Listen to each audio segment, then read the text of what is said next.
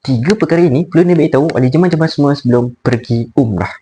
Pertama, jangan expect semuanya akan sempurna. Sebab kita akan sesak, panas, penat. Di situlah kesabaran kita akan diuji. Yang kedua, jangan terlalu kejar untuk buat semua perkara. Seperti nak tawaf banyak, nak solat banyak, nanti badan kita akan cepat letih, akan cepat penat. Dan kita pun tak khusyuk buat ibadah. Kadang-kadang buat ibadah sedikit, tetapi khusyuk dan ikhlas itu lebih bermakna. Ketiga, jaga hati ni lebih daripada jaga diri. Dekat sana, benda kecil pun boleh jadi besar. Marah orang, tolak orang, dan perkara itu akan membuatkan ibadah kita jadi tidak tenang.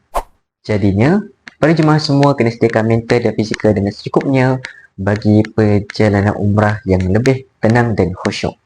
Jangan lupa save video ni dan boleh juga share kepada kawan-kawan yang ingin pergi umrah.